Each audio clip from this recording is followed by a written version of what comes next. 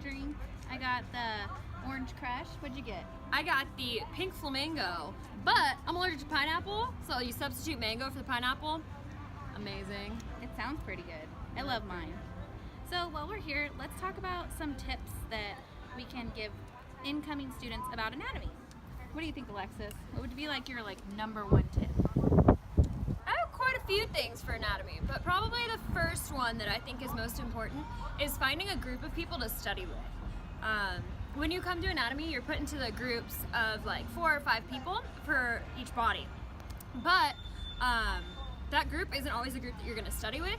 So try and find people that you mesh with and like that you really feel like you learn the same way, and try and study with them. It's really good to go over your things again. I would say my #1 tip is don't be afraid to ask questions. Like if you think you're unsure of anything, either ask a TA or ask the professor, ask anybody, because the more help that you can get, the better. That kind of leads me to my second point, where become friends with your TAs. Your TAs are really knowledgeable, and they're actually a really good resource even after you're done with anatomy. Having somebody who's kind of gone through like everything that you're going to be going through before you do is actually a really good resource to have. And you can ask about professors, how they ask questions. You can ask about, practicals, different things. It's really, really a good thing to do. And I would say another one is I like the app Notability, and that's going to help you so you can color everything, you can highlight, you can record the teacher talking and then go back and listen if you're unsure if they said something. So that would be another one of my tips. Or if you're on a budget and you use Windows, OneNote works the same way. Also, OneNote, you can link your notes from your iPad to your phone and to your computer, and they all update in lifetime. It's pretty great. I would also encourage you to take breaks. Don't study constantly, because then you're going to get overwhelmed and just tired of studying. Burnt out. Exactly. Study for 2 hours, take a break. Go hang out at Nectar like we are. It's a fun environment.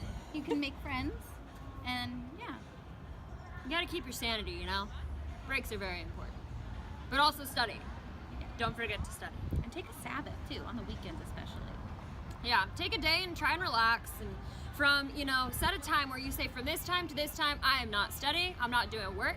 Take time for yourself so that you can kind of recenter yourself and really, enjoy what you do when you kind of have to do it. Because there's more to PT school than just study. Yes, you need to study, that is your priority, and this is your job right now, but you also want to enjoy your time here, because no matter what you're doing in life, if you're working, or if you're a mom, or if you're a dad, or you're married, that's still going to be your job at those points in your life, and you still have to have a life within that too. I think that wraps up our 5 tips. I think so too. All right, well, I don't know what to say. Bye guys, thanks for dropping by.